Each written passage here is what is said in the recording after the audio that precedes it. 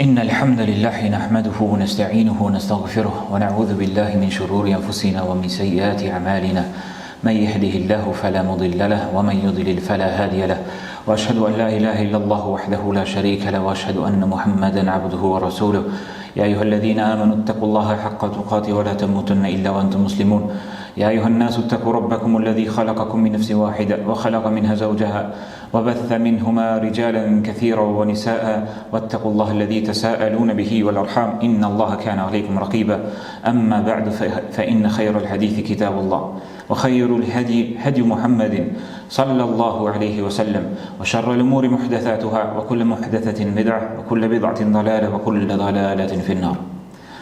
Allah ne falenderojmë dhe vetëm prej Tij ndihmë dhe falje kërkojmë. Kërkojmë mbrojtjen e Allahut dhe strehim tek Ai kundrejt ligjësive të gjunaheve tona dhe kundrejt shpirtit tonë të prirë për të keqe nefsit tonë. Atë që Allahu i lartësuar e udhëzon në rrugën e drejtë, askush tjetër përveç Tij nuk mund ta çon në humbje. Ndërsa atë që e lën në humbje dhe devijim, askush tjetër përveç Tij nuk mund ta udhëzon në rrugën e drejtë. Dëshmojmë dhe deklarojmë që nuk meriton të adhurohet askush tjetër me të drejtë përveç Allahut, të vetmit, të paortak, dhe se Muhamedi është rob dhe i dërguar i Tij dhe vula të gjithë pejgamberëve. Allah i lartësuar na thirr në Kur'an duke na thënë: O ju që keni besuar, o ju besimtarë, vazhdoni të bindeni Allahut me devotshmëri, duke i respektuar urdhrat e Tij dhe duke u përmbajtur nga ndalesat e Tij, dhe mos t'ia lejoni vetvetes me vdekje ndryshe, përveç se duke qenë musliman, të nështruar dhe të bindur ndaj Tij. Vllazë, ashtu siç Allah i lartësuar ka thënë në ajetet e Hijrimit, ayyaman ma'dudat, ditë të numëruara, ditë të pakta, dhe erdhëm në xhuman e fundit të këtij muaji të bekuar. E i lumt ai i cili ju është bindur dhe nështruar Allahut të lartësuar dhe e ka xhiruar këtë muaj. I lumt atij i cili e ka marrë fjalën e Zotit që e ka shpallur në këtë muaj dhe e ka lexuar përgjatë tërë muajit. I lumt atij i cili e ka ndaluar nefsin e vet nga epshet e ndaluara dhe ka vendosur dhe ka zgjedhur që t'i bindet Allahut të lartësuar në këtë muaj të bekuar. Dhe lodhja, sakrifica po harrohet e me lejen e Allahut të lartësuar po mbetet shpërblimi.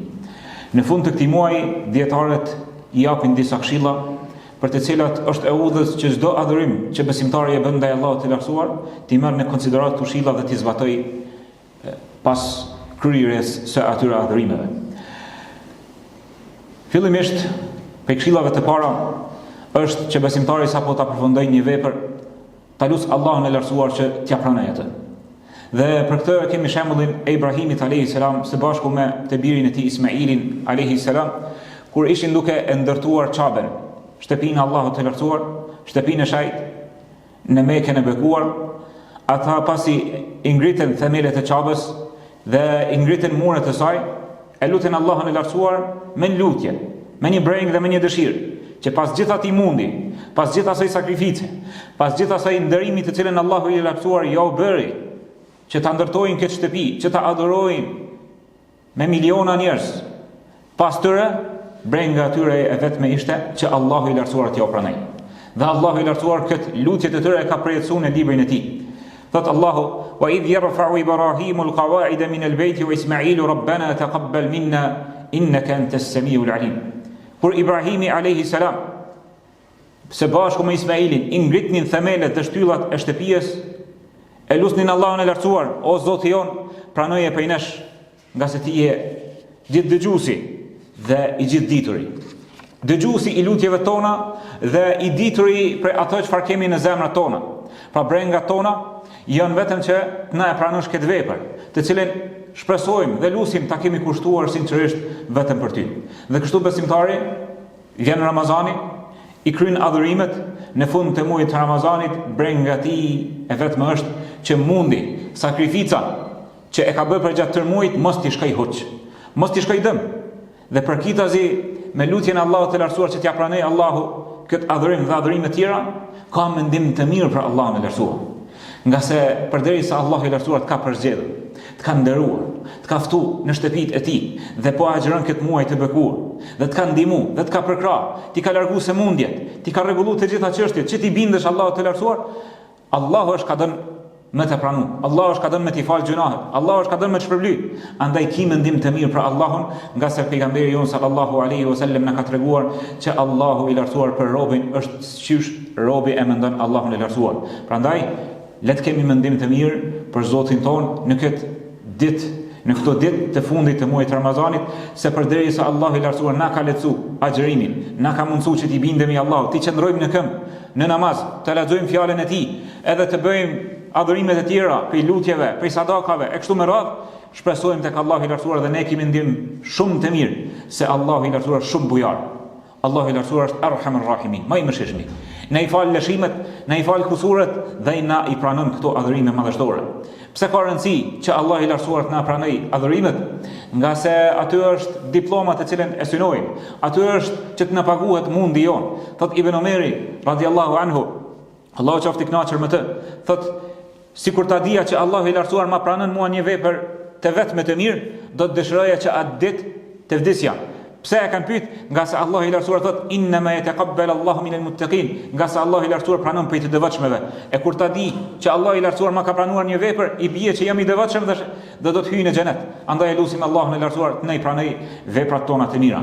Pika e dytë, pas falënderimit të Allahut të lartësuar dhe lutjes që Allahu i lartësuar më na pranon këto adhurime, pika e dytë është që këtë begati, këtë dhundi me të cilën Allahu i lartësuar të ka përzgjedhur, ti atribosh Allahu të lartësuar, ti adresosh Allahu të lartësuar dhe ta mendosh se sikur mos ishte udhëzimi i Allahut, sikur të mos ishte përzgjedhja dhe begatia e tij, ne do të ishim të humbur, do të ishim për atyre të cilët pa fijen e turbit në pikë të ditës hajin e pihin dhe nuk e kanë dërt Allahun e lartësuar. Ndërkohë Allahu i lartësuar është me bujari, ndërkohë që Allahu i lartësuar është me durimtari, vazhdon t'i begatoj dhe vazhdon t'ja ngrit argumentet. E ata të cilët nuk i binden Allahut të lartësuar do ta paguajnë në ditën e gjykimit. E neve Allahu na ka zgjedhur dhe na ka bërë musliman. Na ka zgjedhur dhe na ka zbritur Kur'anin, e kemi lexuar, e kemi kuptuar dhe shpresojmë dhe tentojmë ta zbatojmë atë. Këtë mirësi, këtë begati duhesh ta ndjesh, nga se janë me miliona njerëz të cilët nuk janë musliman. Ndërsa ty Allahu i lartësuar të ka përzgjedhur, të ka jap mendje dhe e lexon shpalljen, e logjikon, e mediton, e kupton dhe e sheh që këto janë argumentet e qarta që ti bindesh Allahut të lartësuar, nga se të gjithë pa përjashtim do t'i binden Allahut të lartësuar. Do t'i vjen vdekja, kërkosh s'mundet mi refuzu.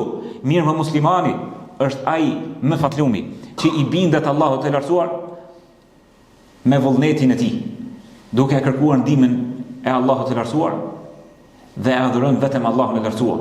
Nga se të gjithë një ditë prej ditëve do t'i nënshtrohen urdhrave të Allahut, do t'i binden Allahut të lartësuar me zëra apo me hatër, do t'i binden vdekjes dhe do ta marrin vesh se çfarë kanë në përkëmbë dhe çfarë kanë qenë të shkujdesur për urdhrave të Allahut të lartësuar.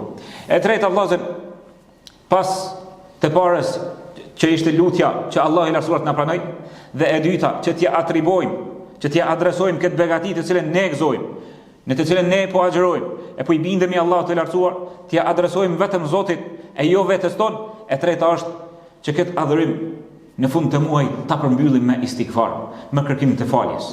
Dhe kjo është suneti, dhe kjo është udha e duhur e kërkimit të faljes në fund të adhurimeve. E kemi edhe në haxh, kur besimtari e përmbyll haxhin, Allahu i lartësuar i thotë që të kërkojnë falje. E kemi edhe në namaz, sapo e përmbyllim namazin dhe japim selam, cilat janë fjalët e para të cilat i themi?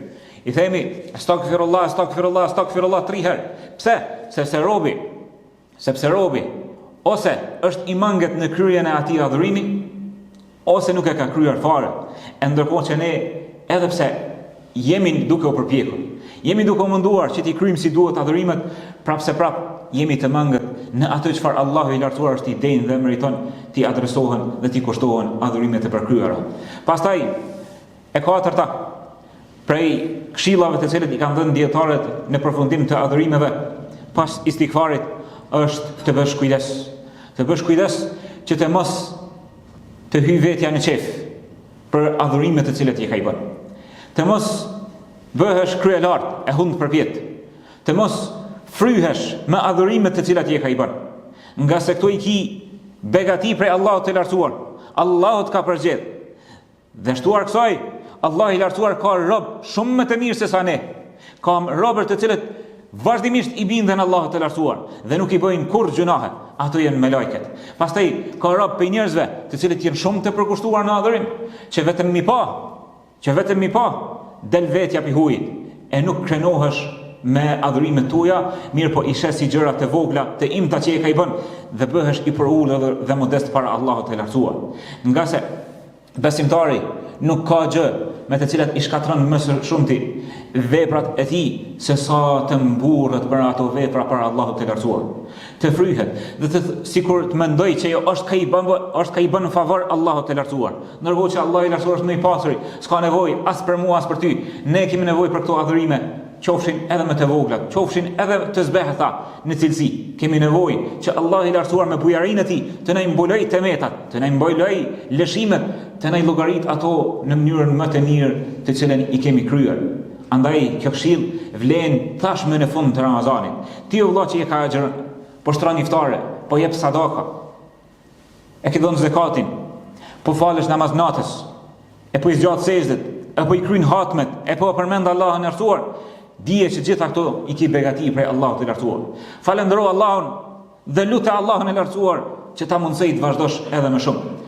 Nga se Ibn Qayyim thot, ky dietar, ky kolos i madh i fesë islame, thot për Allahun e lartësuar, më e dashur është disa lot, një keqardhje, një rënje pishman e një gjunaqari në fund të natës, se sa një adhurues i madh i Allahut të lartësuar që e përmend Allahun, e lexon fjalën e tij dhe pastaj kur çel sabahi mburret me ato vepra dhe mendon që i ka bë favor Allahut të lartësuar. Pra le të jetë kjo këshill për të gjithë neve që në fund të muajit të Ramazanit, pas kryerjes së gjitha këtyre adhurimeve, të na shtohet për ulësia ndaj Allahut, të na shtohet modestia dhe ta kërkojmë mirësinë prej Allahut të lartësuar. Dhe pastaj këshilla tjetër e fundit të cilën e japin dietarët është që të vazhdosh në këto adhurime. Apo e shihni se çysh po kënaqemi me namaz, apo e shihni çysh po kënaqemi me lutje. Kjo nuk është që është Ramazani. Kjo është për shkak se ti ju ke afru Allahut të lartësuar në muajin e mëshirës. Ju ke afru shpalljes së Zotit. Je i ka e shijon shpalljen e Zotit, je ka shijon ibadetin. Andaj le të jetë Ramazani si mundësi e rifreskimit, e ripërtrirjes së imanit, e ripërtrirjes së beslidhjes me Allahun e lartësuar. Se ne jemi rob të Allahut të lartësuar në Ramazan dhe jashtë Ramazanit, dhe ta kërkojmë që të vazhdojmë edhe pas Ramazanit. E vërtet, mbase mas Ramazanit nuk mund të vazhdosh me këtë ritëm të adhurimit të cilën je duke bërë tani. Mirë po, jo më pak se më ra nër farz dhe jashtë Ramazanit. Jo më pak se më ra nër 5 kohët e namazit të cilët Allah i lartësuar na i ka obligu. Edhe të shtosh nafile aq sa të kesh mundësi, aq sa të dosh, aq sa të don mi shiju këto adhurime të cilët Allah i lartësuar na i ka mundsuar. Kur është pyetur Aisha radiallahu anha, nëna besimtarëve, bashortja e pejgamberit ton sallallahu alaihi wasallam, si ishte veprimtaria e pejgamberit ton, ka thënë kana amaluhu dima, veprat e tij, veprimtaria e tij ka qenë e vazhdueshme. Andaj ka ardhur në hadith që veprat më të dashura tek Allahu të lartësuar janë ato të vazhdueshme, qofshin edhe të vogla. E lutim Allahun e lartësuar të na beqatoj në pjesën e mbetur të muajit të Ramazanit dhe të na mundsoj që të vazhdojmë me adhurime edhe jashtë. Aqulu qawli hadha wastaghfirullaha li wa lakum fastaghfiruhu innahu ghafurur rahim.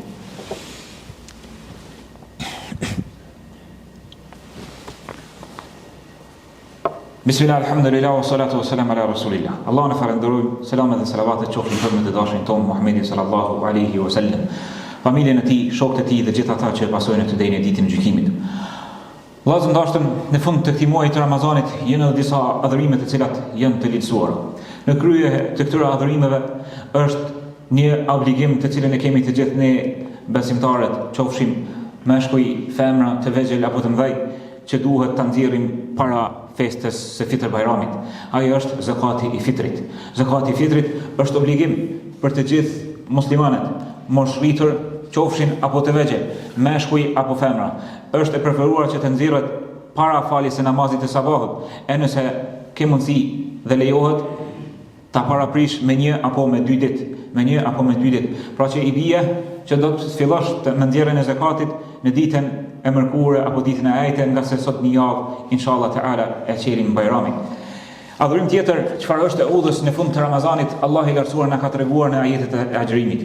Thot Allahu: "Walitukmilul idda, walitukabbirullaha ala ma hadakum wa la'allakum tashkurun." Që ti plotësoni ditët e agjërimit, ti plotësoni ditët e kësaj begatie madhështore, walitukabbirullaha ala ma hadakum, dhe ta madhroni Allahun e lartësuar, ta madhroni Allahun e lartësuar emrin e tij me tekbire, për atë çfarë ju ka udhëzuar, dhe në mënyrë që të tregohi falendërues. Në fund të Ramazanit është e udhës që besimtari, sidomos në ditët e Bajramit, të bën tekbire të shumta dhe ta madhroj Allahun e lartësuar. Po para se ta madhroj me tekbire duke thënë Allahu akbar, Allahu akbar, la ilaha illa Allah, wallahu akbar, walillahi alhamd, le ta madhroj në zemrën e tij Allahun e lartësuar. Të mos shikoj Allahu i lartësuar në zemrën tënde diçka që është më e madhe se sa ai.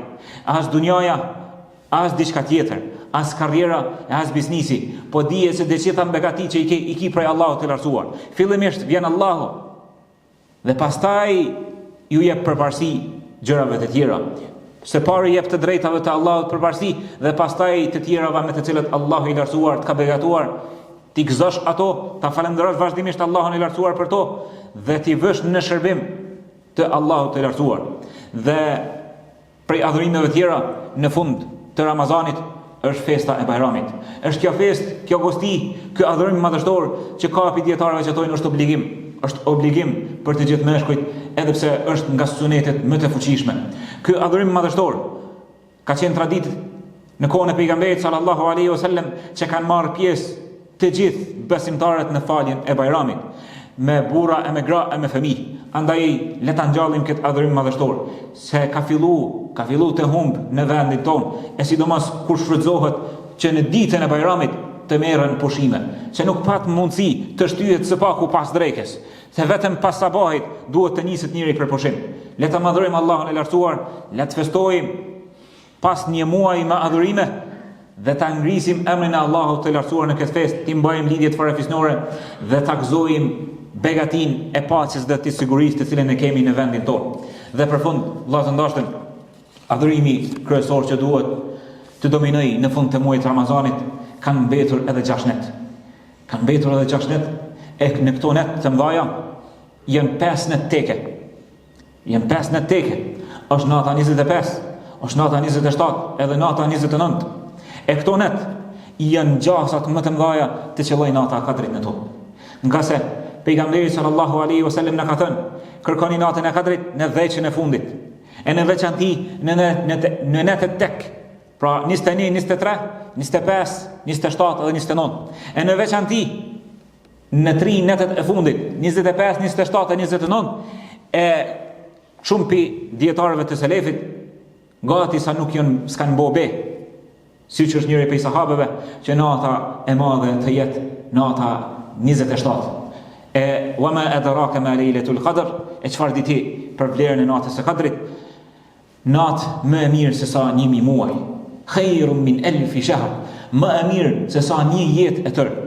Disa orë të vetme bën sabër në namaz dhe arrin shpërblime madhështore më shumë se sa për një jetë, madje më shumë se sa 84 vite.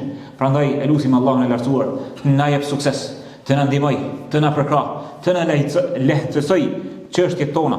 Ti bindemi Allahut të lartësuar në këto net të mbetura dhe ta lutim Allahun e lartësuar me lutjen të cilën na ka mësuar pejgamberi jon, me i dashur jon. Allahumma innaka afuwun tuhibbul afwa fa'fu anna. O Allah, ti je falës, e don faljen, andaj falna neve. O Allah, ti je bujar, na e plotso mangësitë tona, na i fal lëshimet tona, na i mbulot metat tona dhe na begato në këto net dhe në këto ditë të mbetura të muajit Ramazanit, dhe na i prano adhurimet tona, mos na i kthe duart tona të zbrazura nga lutjet, mirë po përgjigjuna në lutjet tona ashtu siç na ke premtuar që i përgjigjesh lutjes së lutësit. Rabbana atina fid dunya hasana wa fil akhirati hasana wa qina adhaban nar. O Zot, na jep të mirën në këtë botë dhe në botën tjetër dhe na ruaj nga dënimi i zjarrit. Allahumma inna na'udhu bika min zawali ni'matik wa tahawuli afiyatik wa fuja'i niqmatik wa jami'i sakhatik. O Allah, të lutem, të mos na i marrësh begatit tuaja ndaj nesh befas, mos na sprovosh me ndonjë fatkeqësi, por të na bësh falendërues çdo herë dhe vazhdimisht.